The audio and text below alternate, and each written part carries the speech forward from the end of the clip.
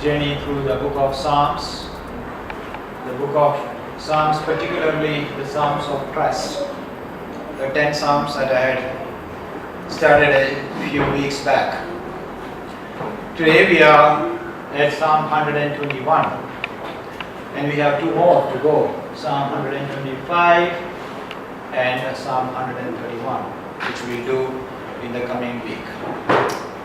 Let's read it together first. 8 verses of a psalm. Some of you may know it by heart, but whether you read it from the screen or from your memory is up to you. But we'll read it together. Psalm 121, 1 to 8. I lift my eyes to the hills.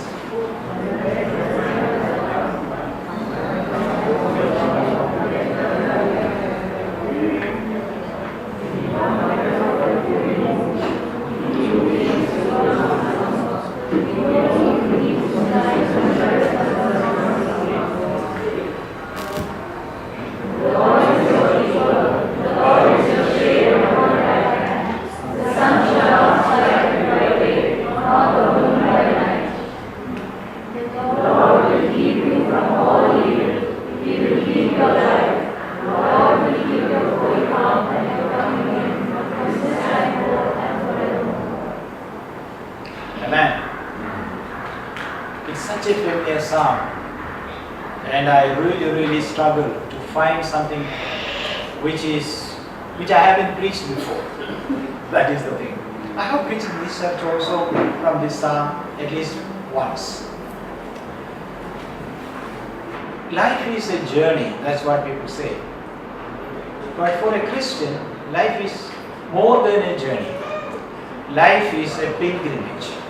A journey and a pilgrimage are two different things. Pilgrimage is an act of trust. Come back to that. There is a psalm which is part of another group which we call Songs of Ascent. Songs of Ascents are pilgrim songs.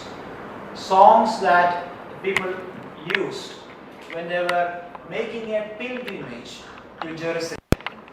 Might have sang these songs, 16 of them starting with 120, 16 psalms.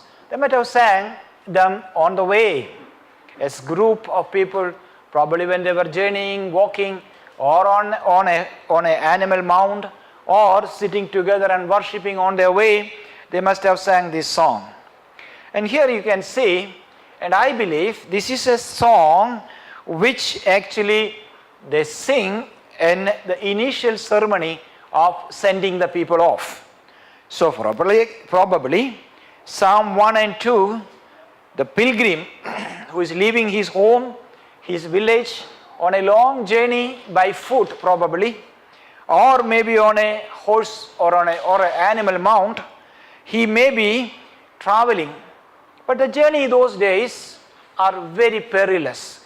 The terrain may be very difficult. The weather may not be always conducive. It can change, and it's day and night. One of my readings recently was about a girl who escaped from prison or from being a prisoner of war over 500 miles on walking and on horse mount. 500 miles in Afghanistan to reach a British base. I really enjoyed that reading. And from there I know what type of dangers are awaiting on this journey. Now Psalm 121 verses 1 and 2, the psalmist looks up to the mountains on the way. He probably has no map as such probably, or no navigation at all, but he'll know that journey is a very perilous journey over treacherous mountains, or at least hills. And I lift my eyes to the hills, from where does my help comes from? Then he says, where does my help in this journey come from? Then he says with the words of confession, my help comes from the Lord who made the heaven and earth. Verse 1 is his doubt. And verse 2 is his own faith. He says, my help for this journey comes from God, the Lord, Yahweh, who made the heaven and earth. Then if you read verses 3 onwards, the people who are sending him off, maybe his wife, his children, maybe his village, or maybe the priest in the village and a congregation of believers, they are saying, okay, you go to the house of the Lord far away in Jerusalem, and there you are going to seek his face. And they bless him. And that is what we see in Psalm 103 verses 121 verses 3 to 8. Here is a pilgrim. It's literally a pilgrim. He is going to Jerusalem on a pilgrimage. But for us who are redeemed by the blood of Jesus Christ, this represents our faith journey. Our journey of faith. We are no more going for pilgrimages. We don't. There are Christians who go on pilgrimage. There are lots of other people of other faith who go on a pilgrimage. What is a pilgrimage? Pilgrimage is an act of trust. It's an act of faith. When a person says that I will go to that place one day in my life, or maybe next month or next year, what they say is that I believe in that God, the deity who is presiding over that place. I trust him or her. That is it. Pilgrimage is an act of trust. It is actually not only an act of trust, but it is seeking God in a holy place. A place they think which is holy. But we don't, as Christians, we don't believe in pilgrimages, because pilgrimage assumes that there are certain holy places and God is localized to that holy place. That is the basic premise of a pilgrimage. That is, God is localized, his strength, his power is localized in a particular place. That is why people go to pilgrimage to certain places. But those who are redeemed by Jesus don't have to do that, because we have God as Emmanuel in our lives. He is with us. That is why we can worship in any place. See, if we don't have this place, we'll go to another place. If we don't have a hall like this, we'll worship under a tree. That's fine. But as we are gathered in the name of the Lord, that place becomes a holy place. That is why we don't go, the Christians or believing Christians, they don't look for seeking holy places. The pilgrimages becomes absolutely unnecessary. But our life becomes a pilgrimage. Our faith life or our life of faith is a pilgrimage, seeking God every day, every moment of our life. Now, though I said we don't believe in pilgrimages to holy places to find favor from God who is situated in that particular place and that particular place alone, we no more do that. We don't have to do that, because God is Emmanuel to us. He is available to us wherever we are. But though I said that, still there is a spiritual pilgrimage that we often go through. And we get the same joy that a pilgrimage that maybe 1,000 miles, a pilgrim takes 1,000 miles get. The one pilgrimage we take is solitude. The Christian discipline of solitude. Solitude, it doesn't mean loneliness. Many times we are lonely. There is nobody around us. There is no friends in our lives. Sometimes we have estranged everybody, and we sometimes try to believe that everybody hates us. Sometimes we are emotionally lonely. Sometimes we are physically lonely, that we have nobody in our life, nobody around. Maybe a dog or a cat, and that's all that we have in our lives, but probably there are people who don't have even that. But solitude is different. Solitude is loneliness. Solitude is absolutely different. Solitude is to be alone with God. You are not alone. There are no other human beings, definitely. You don't have a pet around, you don't have a background music playing, you don't have anything, you don't have an idol, you don't have an altar. Wonderful. But you are alone with God. That is what we call solitude. Some years ago, I preached on solitude. So I am not going to preach about it again. We had a class on, sort of a workshop on solitude. So I am not going to do it again. Solitude is just being with God, enjoying the presence of God. This is what Revelation 3:20 offers us. Here we have a God, it is Christian life. You see that very different. Please see that different from other faiths. Some of you are carrying a lot of baggage. See, we are not going to a church to see God's face. We don't have to. Because God comes seeking us.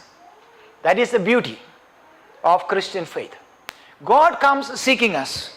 In Revelation 3:20, the Bible reads, "Behold," Christ says, the risen Lord says, "Behold, I stand at the door and knock. If anyone hears my voice and opens the door, I will come into him and eat with him and he with me." He says, look, what is Christian life? Christian life, yes, we seek God, definitely. I'm not ignoring that. At the same time, we have God, Christ, come seeking us. At the door of our heart, He knocks and knocks and knocks, simply to enter into our life and to have a good meal with us. That is a metaphor. That's simply a metaphor. Imagining a God like that. If you can imagine a God like that, if you can imagine an Emmanuel, God is with us, seeking a time of fellowship with us. He wants to celebrate the presence. I have spent quite a lot of money this month. I regret. Anyway, no, not really. These things like Swiggy and Zomato and all these are very dangerous. Not only WhatsApp, apps. You know what they are? Zomato and Swiggy. Anyone has it on your phone? Oh yeah, I know. And these are restaurant finders. You can order food online and all that. So it's simply to spend some time with my granddaughter. She doesn't eat anything. But still, to be around so that her parents can bring. So I lure her parents to a restaurant so that I can spend some time with my granddaughter. That's corruption, isn't it? Serious moral corruption. But time to be spent with a dear one. Can you imagine God in that way? God comes to us in our solitude. I was so stressed up last week. A lot of things going on. And I came to a point where I felt my heart is spinning and there's some heaviness in my heart. And I told Sheila, I'm just going to, don't disturb me for 1 hour. And I went to my bedroom, closed the door, put some music in my head, turned the AC on, though it was not terribly hot that day, that evening, and just lied there and prayed, God, let's have some time together. And then the music probably it just faded away. And then I think the Lord was dealing with me. And then He brought into my mind a lot of things that I have forgotten. Some of the things I remember now. I'll tell you 1 or 2 things. Some of the things I had forgotten in my life. As you get older, as new people enter your life and leave, as you have new experiences, as you travel, and you have a lot of things to remember now, recall. You read, and then you have places you visit in your reading. You watch Netflix, whatever it is, and then you see a lot of things there. Now our minds are so crowded that sometimes we get so burdened, so loaded with all these images and the voices and all these things. But take a time of solitude. Open the heart to God, to Jesus to enter. then strangely enough, I had a very good, deep experience with God. That in that solitude, God brought to my mind a lot of pleasant memories of people who had been such a great people in my life. My cousins, my aunties, dead and gone, some of them. Some of them I have been seen for years. I have been spoken to them for years. Because in Facebook I know where they have gone, which places they visited. So I don't inquire any further. I haven't called them, I haven't visited them. And then sort of wonderful time that we had together, and that eased my life, eased the tension, stress. Particularly, I thought of a cousin of mine. We grew up together. She was much younger than me. We played a lot of pranks together. We discussed sometimes very, very big ideas, how to change the universe, fix the problems of the world. Sometimes we thought of smaller things, how to cut a mango into small pieces, mix it with salt and chili, and enjoy it in an afternoon. Sometimes we did that, stealing chili from the kitchen. Wonderful memories I have, but I have overlooked all of them. I got up after a while. There were many such things. I cannot talk about all that. But this is what happened in my solitude with God. As Jesus entered into my mind, and peace came down on me, rested on me. And I had a lot of joy because did I become a bore over the years? I think so. Many of you will attest to that fact. Maybe some of you, it depends on your mood. But the solitude is dining with Jesus. And now the next thing I did was to call my sister and get my cousin's number, and I'm going to call her. Now, maybe another thing is that I got my PhD in Old Testament, and 6 months back, she followed my steps, my younger cousin, and she also has a doctorate now in New Testament. So there is nothing to separate us except the blank page between us as in your Bible. Solitude with God, the pilgrimage into your inner self. A pilgrimage into our inner self with Jesus can transform our lives. The other pilgrimage we do is seeking Jesus, seeking the risen Lord in the community of believers. Matthew's Gospel, chapter 18, verse 20. For where 2 or 3 are gathered in my name, there I am among them. I had preached about this concept many times. Our presence with each other. When 2 or 3 believers, those who call upon the name, gather together, that becomes a sacred place where we go to seek God and experience God. That is why those of you who are streaming, watching me on this stream, I understand that you cannot be here from Maputo or other places. We fully understand. But being with the believers, that is why we come together in God's presence, because to celebrate. This is a pilgrimage. Coming Sunday after Sunday to the church, Saturday after Saturday to the prayer, Thursday after Thursday for a short time of prayer and study. That's important for us because that's a pilgrimage that we make. Now, I was actually taking a detour from my topic today to just explain what is pilgrimage in our life. Now, pilgrimage is not easy. Here are three things, that is what I want to highlight today. In our life's pilgrimage, in our life with His help. Just as that man literally walking through the rough terrain of Palestine. I don't know where he is coming from.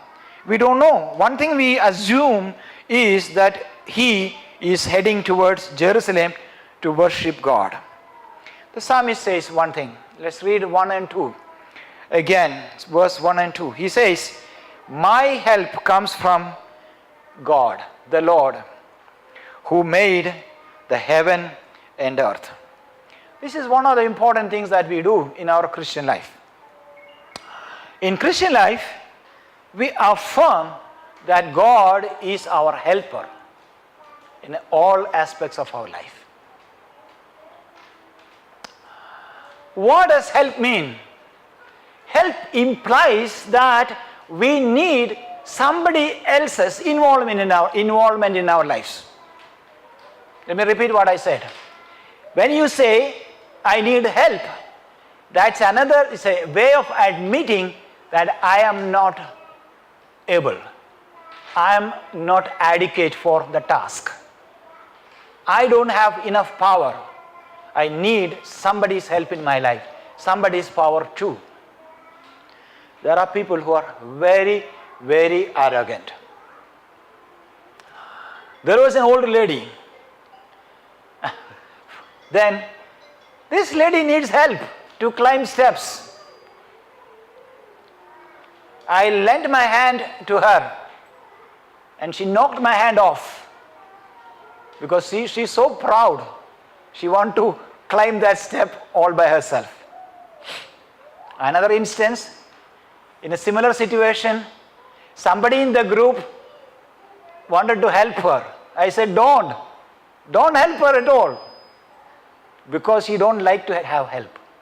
She want to walk all by herself. There are people like that. In my town where I grew up, there was a blind school, one of the largest blind schools in the state. So it's very common to see blind people with a white cane, students and teachers. And one thing I learned is that some of these blind people don't want others to help them to cross the road. You are compassionate and you know that to help them to cross the road, you may go and hold their hands. They will just push it off because they think that you are patronizing them, looking down on them. Their ego is hurt. I'm not talking about all those who are visually handicapped. Some of them, because they don't need help. But there are people who really accept help. It is pride that stands on our way. Now, when we say, the Lord is my helper, what we assume or what we confess is, I need God, your help. I am not adequate. That is the point where we accept our weakness. So are there certain things that we can do by ourselves and some things we ask God to do? No.